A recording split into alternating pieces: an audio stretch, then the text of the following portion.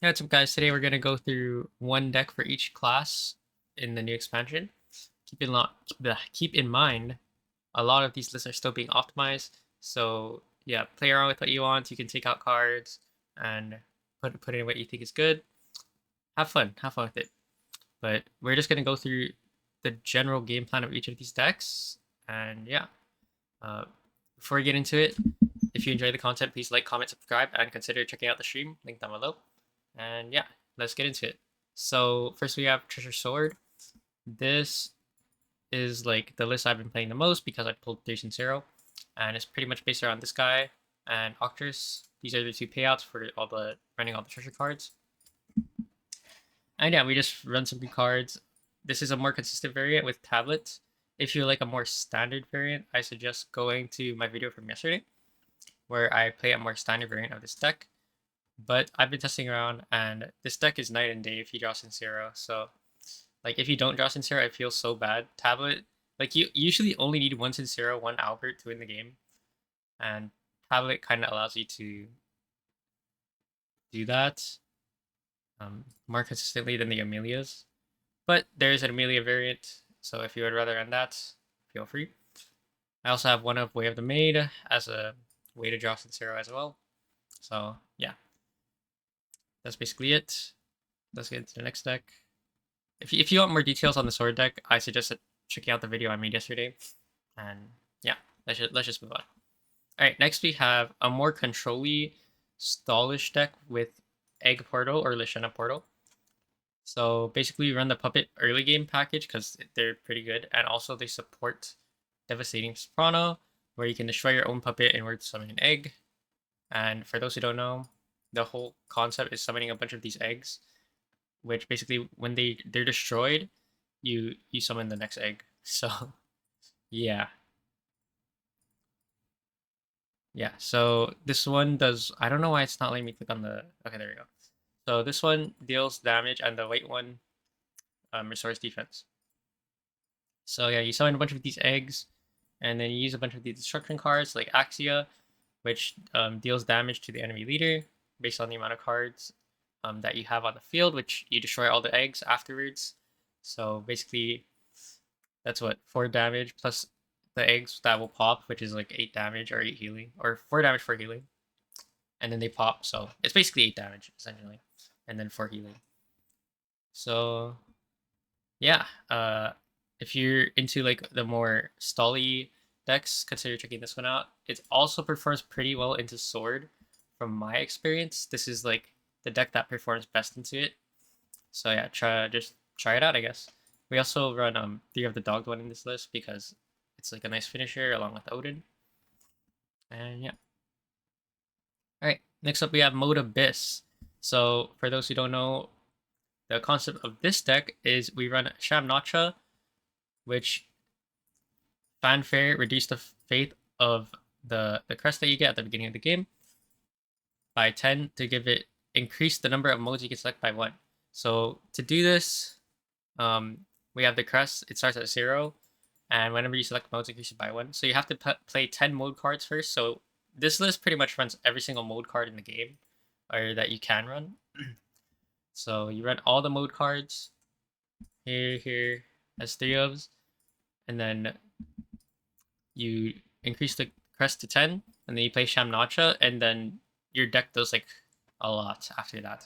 The problem with this deck is it's a little inconsistent. It's kind of slow, but it can really pop off. I've seen games where this deck just ramps up the crest really fast, plays the Shamnacha down, and after that, it gets going. Like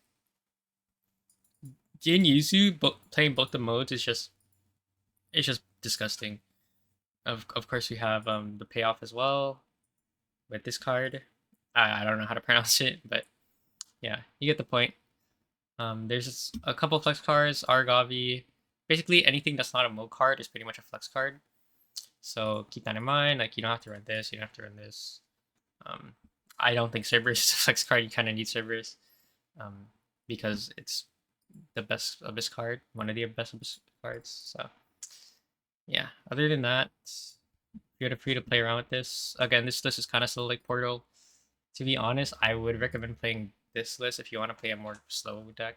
But if you're just an Abyss fan, then yeah, this deck's kind of cool too, like the modes and everything.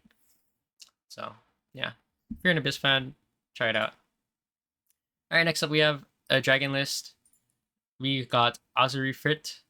Uh, basically we got the disdain cards, and yeah, it's pretty much Ram Dragon, except for running this as a finisher, as well as Galmu. Is that how you pronounce it?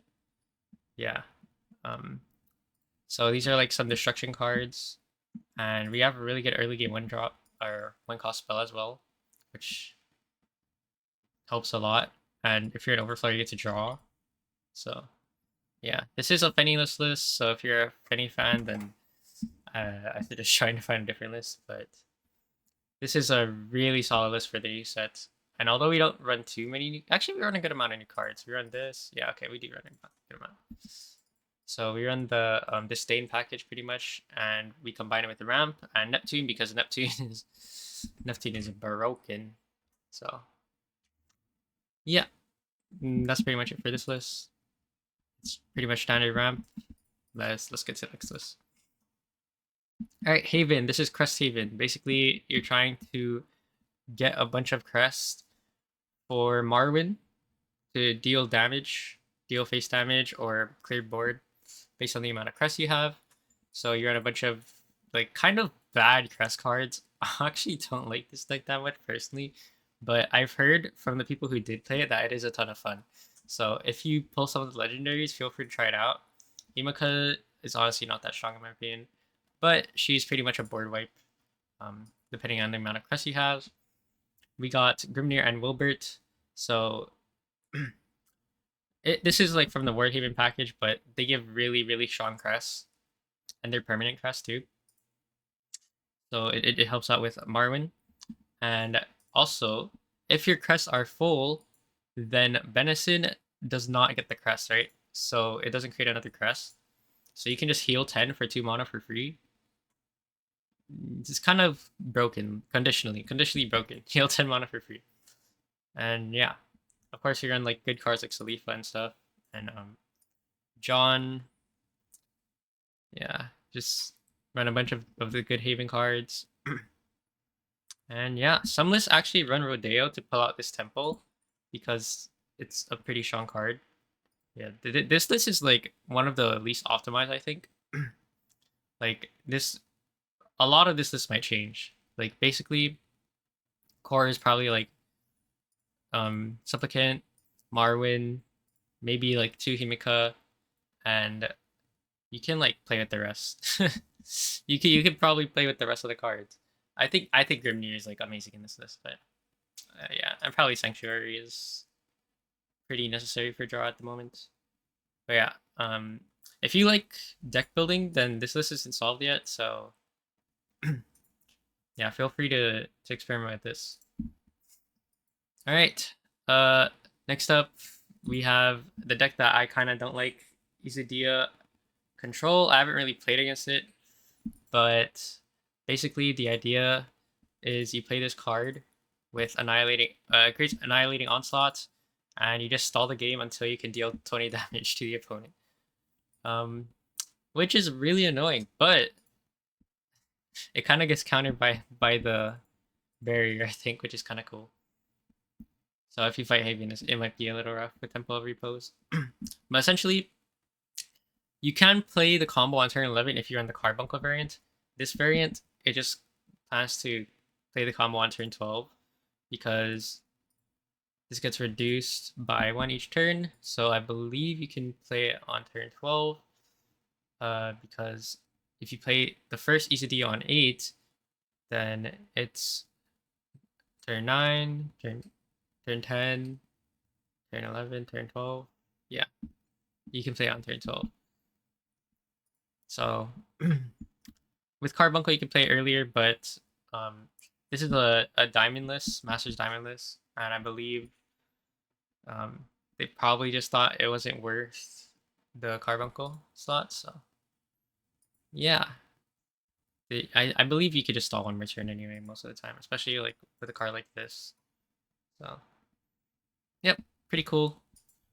I'm not a big fan of cards like this, so uh, yeah, I'm probably not gonna play it unless I pull a bunch of these. All right, lastly, you got Rune. This is I say this for last because it's the most boring. It's like the same deck except we add this. It's Spellboost Rune. You guys know how it is. All right. Uh, honestly, on the like, if you want to have fun, I wouldn't play Rune. Like, if you want to try out new stuff, Rune kind of got the short end of the stick, which is fine because it was really good in the first two expansions. So yeah, if you want to test out new stuff, I would suggest trying any of these other classes. Like the new Rune stuff just isn't it. So yep. Anyways, that's it. If you enjoyed the content, please like, comment, subscribe, and all the codes will be in the description. So yeah, hope you guys learned, enjoyed, and I'll see y'all in the next video.